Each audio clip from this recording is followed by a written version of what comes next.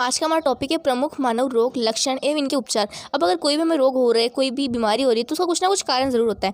जैसे कि उन्हीं कारणों के बारे में हम जानेंगे। जैसे कि कोई कोई जो रोग होता है ना, वो वायरस की वजह से होते हैं, जिन्हें हम वायरल डिजीज़ कहते हैं, जैसे कोरोना, पोलियो, डेंगू इत्यादि। और अगला है बैक्टीरियल द्वारा, जो बैक्टीरियल डिजीज़ जिन्हें हम कहते हैं, जैसे टिटनेस हुआ, हैज़ा हुआ। और फिर होते हैं फफूंद द्वारा, जिसे हम फंगल डिजीज़ कहते हैं, जैसे दमा, खाज, दाद।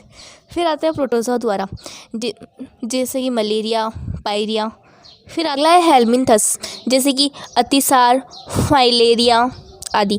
और कुछ रोग ऐसे होते हैं, जैसे अन्य रोग, वो इन पांचों कारणों की वजह से नहीं होता है, उनका कारण कुछ अलग ही होता है, जैसे कि डायबिटीज़ हुआ, कैंसर हुआ, नेत्र रोग हुआ आदि।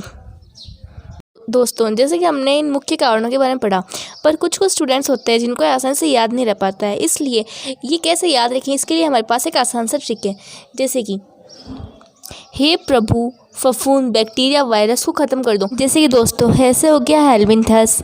प्रभु का अगर हम प्र ले तो उससे होगा प्रोटोजोआ, और फफूंद, बैक्टीरिया, वायरस, ये तो आपको पता ही है। तो हमारा पूरा सेंटेंस हुआ, हे प्रभु, फफूंद, बैक्टीरिया, वायरस को ख़त्म करो। तो चलिए दोस्तों, जानते हैं कुछ वायरस के द्वारा होने वाले रोग के बारे में। जैसे कि एड्स आ गया, डेंगू, ज्वर, पोलियो, इन्फ्लुएंजा, चेचक, जैसे स्मॉल पॉक्स भी कहा जाता है, छोटी माता जिसे हम चिकन पॉक्स भी कहते हैं, फेडिया गर्ल्स हुआ, खसरा, ट्रोकोमा, नेत्रदाह, हेपेटाइटिस, रेबीज, मेनिंजाइटिस, हर्पिस। दोस्तों, वायरस से होने वाले डिजीज़ के नाम याद रखने के लिए जो ट्रिक है वो है मेरी केट अम्पी की है।